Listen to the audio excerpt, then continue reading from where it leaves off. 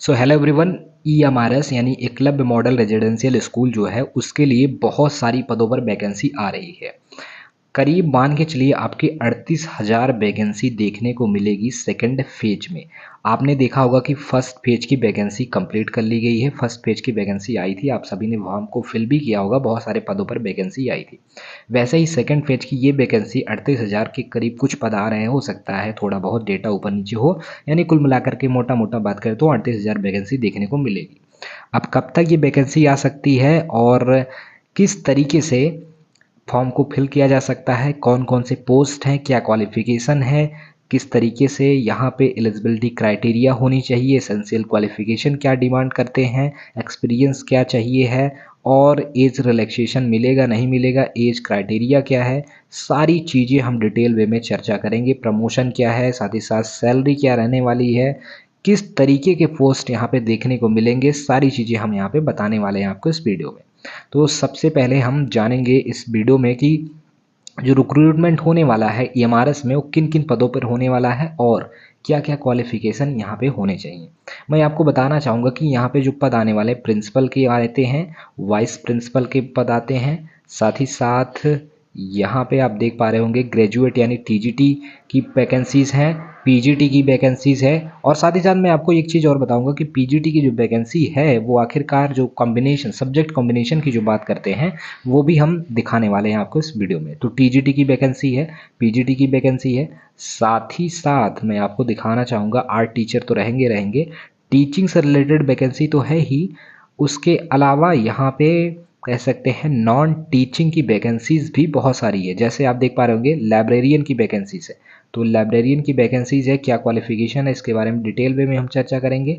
इसके अलावा मैं आपको दिखाना चाहूँगा स्टाफ नर्स की वैकेंसीज हैं, स्टाफ नर्स की वैकेंसीज में क्या क्वालिफिकेशन है, क्या कुछ खास है, वो सारी चीज़ें हम बात करेंगे।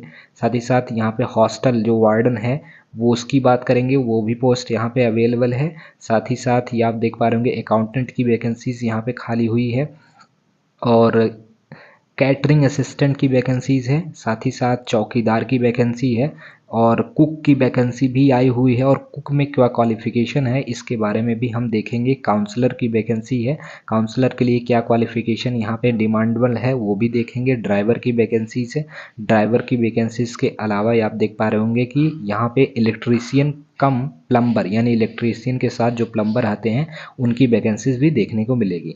गार्डनर की वैकेंसीज हैं आपके पास, साथ ही साथ जूनियर सेक्रेटरीट असिस्टेंट की वैकेंसीज है, क्या क्वालिफिकेशन इसके बारे में देखेंगे। लैब अटेंडेंट की वैकेंसीज है, साथ ही साथ मेस हेल्पर कह लीजिए उनकी वैकेंसीज है और सेक्रेटरीट सीनियर और जूनियर दोनों थे आपके सेक्रेटरीट असिस्टेंट के बारे में, जूनियर और सीनियर दोनों के लिए वैकेंसीज है।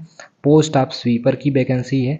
तो इस तरीके से तमाम वैकेंसीज हैं। अब एक एक करके हम क्या क्वालिफिकेशन इनके लिए है और क्या कुछ एज क्राइटेरिया, किस तरीके से हम फॉर्म को फिल कर पाएंगे, क्या क्वालिफिकेशन, क्या एसेंशियल डॉक्यूमेंट लगने वाले हैं, सारी चीज़ों के बारे में हम बात करने वाले हैं। सबसे पहले हम देखते हैं यहाँ पे प्रिंसिपल की वैकेंसीज़ के बारे में। तो प्रिंसिपल की वैकेंसीज़ जो है यहाँ पे आप देख पा रहे होंगे, नेम ऑफ द पोस्ट क्या है, प्रिंसिपल है। तो लगभग 740 पोस्ट आए हुए थे पहले पिछली बार। अब इस बार देखिए कितना पे पोस्ट आ सकता है। यहाँ पे जो पे लेवल है वो लगभग आपका 78,000 वैकेंसी 78,000 सैलरी मिलेगी, करीब आपके 2 लाख तक जाती है सैलरी। और यहाँ पे क्वालिफिकेशन क्या होना चाहिए आपके पास, अगर प्रिंसिपल के लिए आप अप्लाई करते हैं तो बीएड होना ही चाहिए, मास्टर होना चाहिए आपके पास। एक्सपीरियंस के रूप में आपको 12 साल का कह सकते हैं यहाँ पे वाइस प्रिंसिपल के रूप में आपने काम करा हो या 4 साल आपने TGT PGT के लिए यानी PGT के पदों पर काम किया हो। आगे बढ़ते हैं, यहाँ पे और भी चीज़ें हैं डिजराइबल जो है experience working in fully residential school, proficiency in English होनी चाहिए, हिंदी एंड रीजनल लैंग्वेज आपको आनी चाहिए, वर्किंग नॉलेज ऑफ कंप्यूटर्स भी होना चाहिए।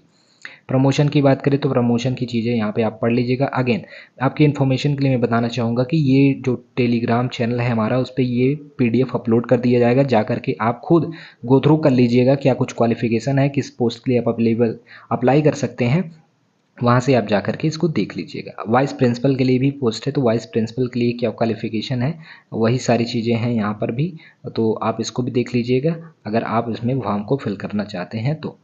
तो अगेन हम देखते हैं पीजीटी के लिए। पीजीटी के लिए बहुत सारे पोस्ट आती हैं, आप सभी को पता होगा, हिंदी है, इंग्लिश है, रीजनल लैंग्वेज होते हैं जो आपके, साथ ही साथ physics, chemistry, mathematics, economics, biology, history, geography and commerce, ये सारे कुछ सब्जेक्ट्स हैं जिनके लिए आती है पोस्ट। यहाँ पे जो पे लेवल है वो 47,600 से लेकर आपके 1,50,000 तक की आपको सैलरी मिलती है। ग्रुप बी की वैकेंसीज है और यहाँ पे कह सकते हैं नॉट एक्सीडिंग 40 ईयर्स, 40 साल आपको मिलता है। एज रिलैक्सेशन भी देखने को मिलता है एज पर दी गवर्नमेंट जो नॉर्म्स हैं उनके अकॉर्डिंग। तो पीजीटी इंग्लिश या फिर पीजीटी के आप अगर पीजीटी के लिए आप फॉर्म को फिल करते हैं तो आप सभी को पता होगा कि मास्टर डिग्री आपको मस्ट है जिस सब्जेक्ट के लिए आप अप्लाई कर रहे हैं। साथ ही साथ आपके पास यहाँ पे इन्होंने बीएड की भी डिमांड करी है, तो बीएड भी आपको पास होना चाहिए, मास्टर डिग्री तो होनी ही होनी चाहिए।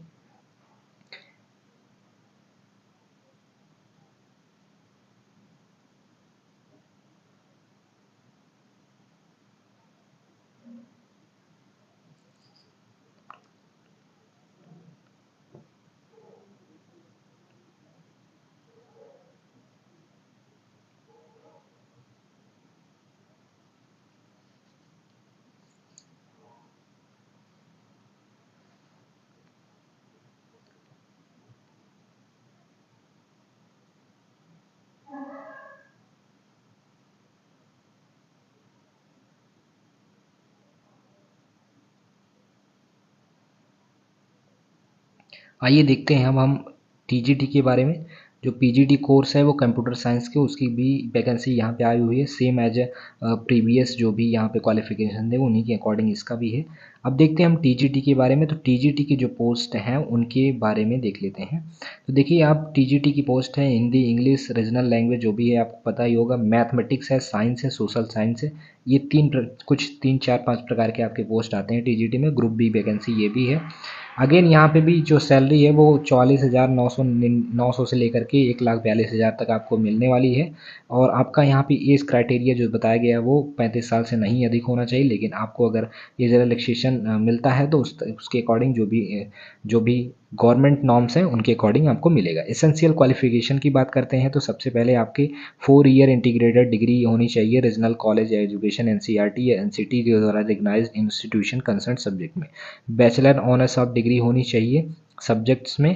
कैंडिडेट के पास स्टडी होनी चाहिए at least 2 year in the 3 years degree course. देखिए यहाँ पे सबसे बड़ा जो मुद्दा है यहीं पे है, और यहाँ पे जो कहते हैं ना कॉम्बिनेशन की बातें, तो कॉम्बिनेशन की बात भी यहीं पे आती है। तो बैचलर ऑनर्स अगर आपने करा है किसी डिग्री को लेकर के, जैसे आपने ग्रेजुएशन करा है तो किसी सब्जेक्ट्स में बैचलर ऑनर्स करा है, तो उन्होंने कहा कि इन द कंसर्न सब्जेक्ट, तो कैंडिडेट के पास, कैंडिडेट ने पढ़ा हो, क्या पढ़ा हो भाई, वो जो रिक्विजिटिव इंपॉर्टेंस ऑफ सब्जेक्ट्स है एट लीस्ट 2 ईयर, 2 साल कम से कम पढ़े होने चाहिए in the 3 years degree course. 3 साल में आपने डिग्री कोर्स कराया तो 2 साल आपने पढ़े ही पढ़े हो। चलिए bachelor degree from recognize university की बात करें तो कंसर्न सब्जेक्ट में होना चाहिए। The candidate should have studied the requisitive subject in all 3 years of the degree courses. यही सबसे बड़े पेचीदा है। तो देखिए जैसे आपने मैथ के लिए अप्लाई करा है, तो मैथ के लिए अप्लाई करा है तो तीनों साल, first year, second year and third year, तो तीनों साल आपके पास मैथमेटिक्स होना चाहिए। जैसे बहुत सारे कैंडिडेट्स होते हैं वो लास्ट ईयर मैथमेटिक्स छोड़ देते हैं, यानी फिजिक्स केमिस्ट्री रख लेते हैं, तो फिजिक्स केमिस्ट्री अगर आपने रख लिया तो आप अप्लीकेबल नहीं होंगे math as a TGT teacher के लिए। वहीं अगेन बात करते हैं क्या हम, जैसे साइंस के लिए, यहाँ पे साइंस के लिए बहुत बड़ा पेचीदा होगा, उसके बारे में हम देखते हैं आगे इन्होंने दिया है। तो चलिए देखिए यहाँ पे नोट इन्होंने करा है कि post wise elective subjects and language of the combination of the subject are as under. TGT के लिए टीजीटी के लिए हिंदी के लिए, इंग्लिश के लिए तो कोई दिक्कत नहीं है, आप सभी को पता होगा। मैथमेटिक्स के लिए क्या कहा है उन्होंने कि bachelor degree in mathematics along with the physics of and any one of the following subject. तो फिजिक्स होना चाहिए, मैथमेटिक्स होनी चाहिए, साथ ही साथ इन सारे सब्जेक्ट्स में से कोई एक सब्जेक्ट होना चाहिए। तो ये तो हो गया टीजीटी के लिए, मैथमेटिक्स के लिए। In the case of such universities which provided only 2 subjects for the out of the 6 as mentioned above in the final year of the graduation, the candidate should have studied the math and physics in the final year of the examination। अगर आपके जैसे third year में 2 subject कोई पढ़वाता है तो यहाँ पे math और फिजिक्स कंपलसरी है, होना ही होना चाहिए। कैंडिडेट्स जो जिन्होंने बीएससी डिग्री ऑनर्स के साथ पढ़ी है तो मैथ उनके पास होना ही होना चाहिए। साथ ही साथ और भी सब्जेक्ट्स यहाँ पे एलिजिबल के लिए माने जाएंगे। टीजीटी साइंस के लिए बात करें तो टीजीटी साइंस के लिए ये सब्जेक्ट्स आपके पास होना चाहिए, बॉटनी हो, जूलॉजी हो और केमिस्ट्री हो। तो ये 3 सब्जेक्ट्स हैं और इन्हीं 3 सब्जेक्ट्स में आप अप्लाई कर पाएंगे। अगेन बात करते हैं सोशल साइंस के लिए, तो सोशल साइंस के लिए कैंडिडेट्स ने क्या पढ़ा हो। सोशल स्टडीज़ के लिए टीजीटी के लिए में हिस्ट्री विथ ज्योग्राफी होनी चाहिए, इकोनॉमी या पॉलिटिकल साइंस। हिस्ट्री तो मस्ट है, मस्ट है। साथ ही साथ ज्योग्राफी भी होनी चलेगी, इकोनॉमी भी, पॉलिटिकल साइंस भी। अगर ज्योग्राफी है तो उसके पास साथ हिस्ट्री होनी चाहिए, इकोनॉमी होनी चाहिए, पॉलिटिकल साइंस होनी चाहिए। इस तरीके से आप यहाँ पे देख पाएंगे। आप अगर किसी भी फॉर्म को फिल करना चाहते हैं तो टेलीग्राम चैनल से इस डॉक्यूमेंट्स को लेकर के पीडीएफ को पढ़ लीजिए, फिर अगेन आप इसके लिए अप्लाई कीजिएगा। सारे टीजीटी जो भी टीजीटी है उनके लिए सीटेड भी आपके पास होना चाहिए और बीएड डिग्री भी आपके पास होनी, मतलब बीएड डिग्री भी होनी चाहिए। इंग्लिश और हिंदी तो सबको ही आता है लगभग लगभग, तो इंग्लिश हिंदी आनी ही आनी चाहिए।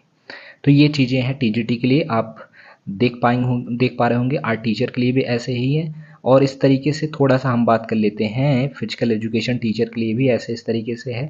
लाइब्रेरियन के लिए अगर बात करें तो लाइब्रेरियन के लिए क्या कुछ इन्होंने कहा है कि 35 साल से अधिक नहीं होना चाहिए।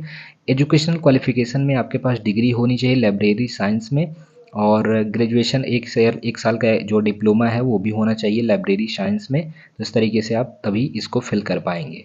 अगेन आगे बढ़ते हैं तो आगे आप देख पा रहे होंगे कि यहाँ पे उन्होंने डिमांड करी है स्टाफ नर्स की पोस्ट है इसके बारे में। तो स्टाफ नर्स की पोस्ट के लिए उन्होंने कहा है जो क्वालिफिकेशन होना चाहिए वो बीएससी हॉनर्स होनी चाहिए नर्सिंग में, या फिर बीएससी नर्सिंग जो उन्होंने कोर्स करा है वो चीज़ें यहाँ पे डिमांडेबल है।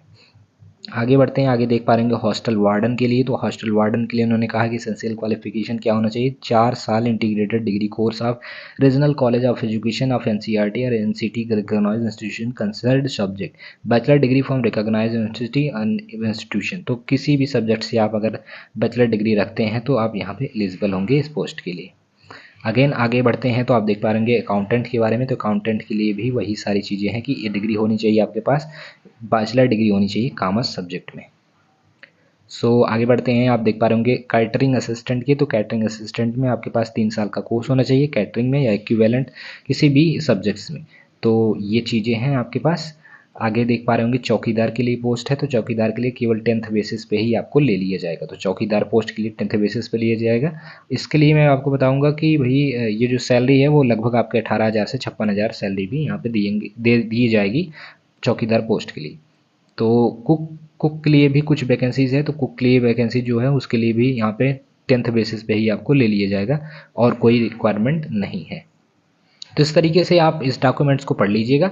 मैं इसको प्रोवाइड कर दूंगा टेलीग्राम चैनल से। फर्दर किसी भी अपडेट्स के लिए चैनल से जुड़ जाइए, जिससे कि सारी अपडेट्स आपको जो भी समय समय पर EMRS हो गई या फिर किसी भी टीचिंग एग्जाम से DSSB हो गई या फिर आप कह लीजिए KBS हो गया, NBS हो गया, या फिर आप कह लीजिए किसी भी स्टेट, चाहे बिहार हो, यूपी हो, राजस्थान, चंडीगढ़, छत्तीसगढ़, कहीं का भी हो, सब उत्तराखंड, सब टीचिंग एग्जाम से रिलेटेड इन्फो यहाँ पे दिए जाते हैं। तो चैनल से जुड़ जाइए और शेयर कर दीजिए अगर आपको अच्छा लगता है। तो बहुत बहुत धन्यवाद।